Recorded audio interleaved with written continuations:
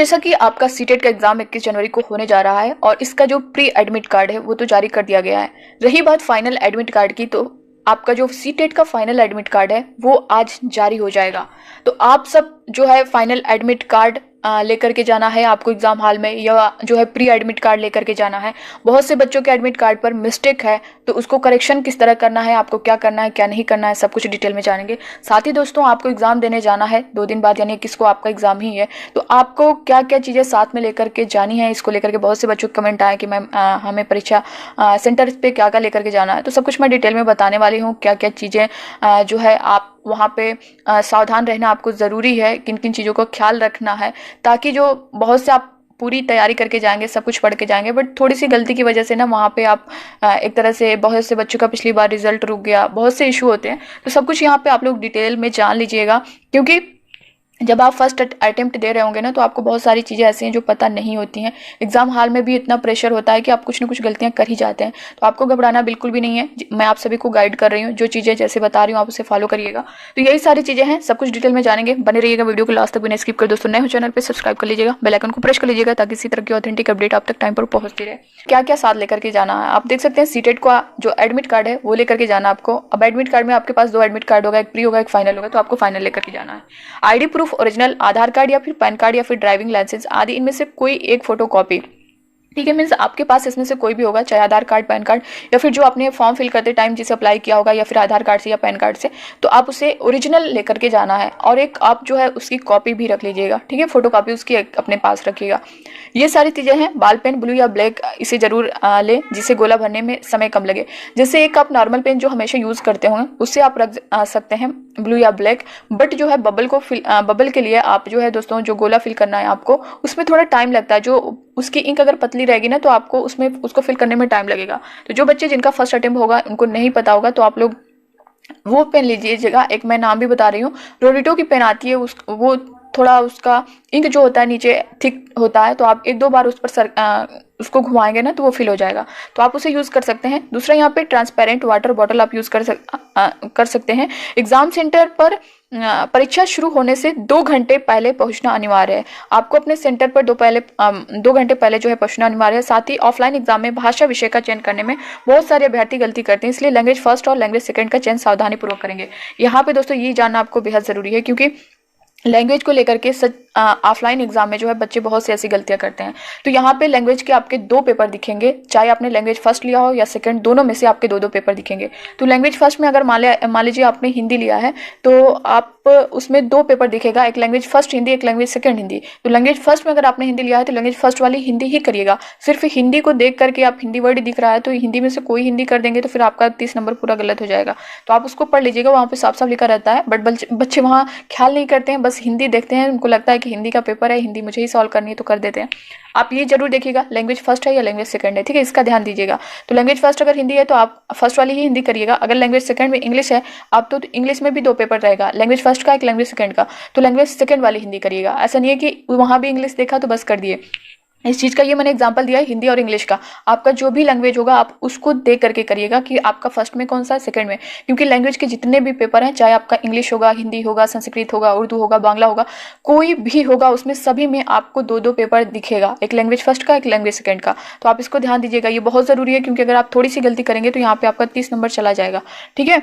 तो यहाँ पे दूसरा आप अगला पॉइंट जो देख पा रहेंगे, जिनका लैंग्वेज फर्स्ट हिंदी है वो क्वेश्चन नंबर 91 से 120 तक अभी तक का दोस्तों यही रहा है कि अगर जो है जिनका लैंग्वेज फर्स्ट हिंदी है वो क्वेश्चन नंबर 91 से 120 तक हिंदी का प्रश्न हल करेंगे, और जिनका लैंग्वेज सेकंड संस्कृत या अंग्रेजी है वो प्रश्न नंबर 121 से 150 तक संस्कृत या अंग्रेजी का प्रश्न हल करेंगे।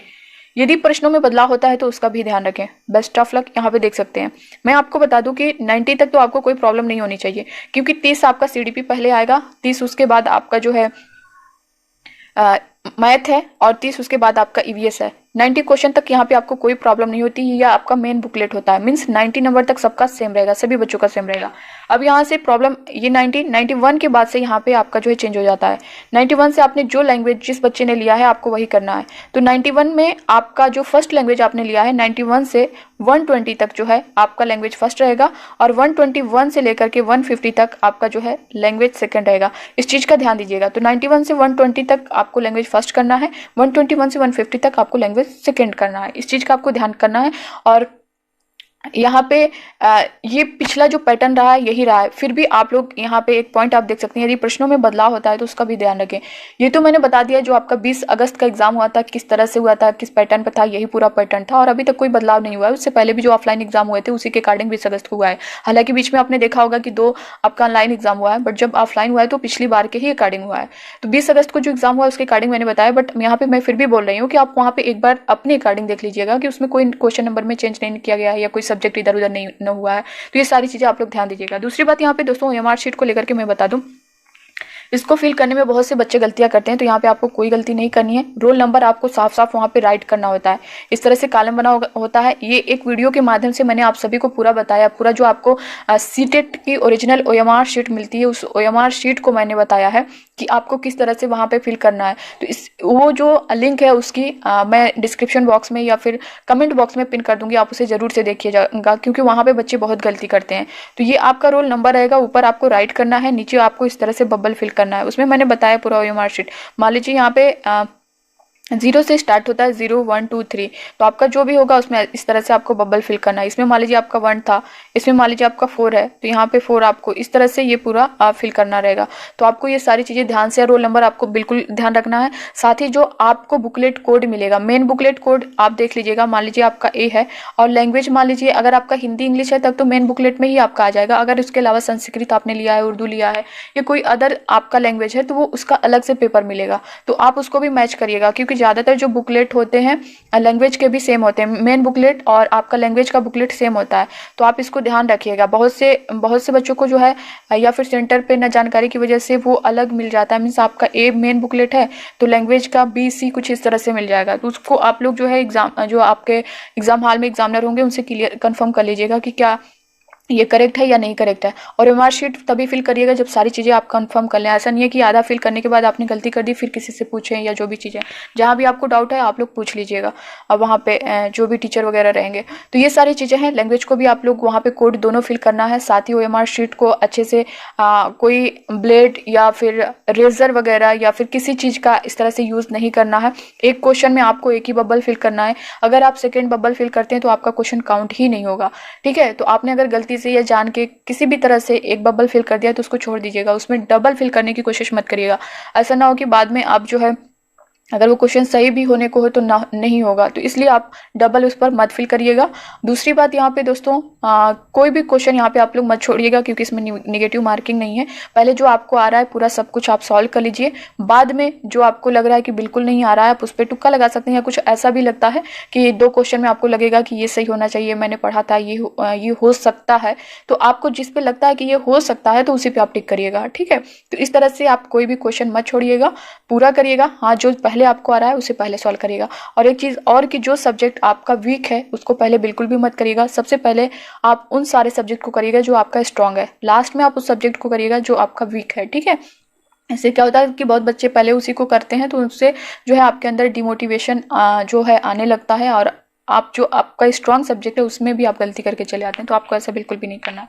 ये सारी चीज़ें आपको ध्यान देनी है क्योंकि दोस्तों देखिए आप एग्जाम देने के आने के बाद फिर पछताएंगे, ये चीज़ें ऐसे हो गई, यहाँ मैंने फिल नहीं किया, टेंशन में रहेंगे। इससे अच्छा ये जानकारी पहले आपको होनी चाहिए। साथ ही आपको OMR शीट पर सिग्नेचर करनी है। उसके बाद आपके OMR शीट की जो अपोजिट साइड जो है आपको अपना जो बेसिक डिटेल देना होगा, आपका नेम, फादर नेम और सेंटर एड्रेस कोड वगैरह, सेंटर नेम वगैरह, ये सारी चीज़ें उस पर राइट करना है। बाकी सारी चीज़ें बबल करनी है, रोल नंबर लिखना है आपको।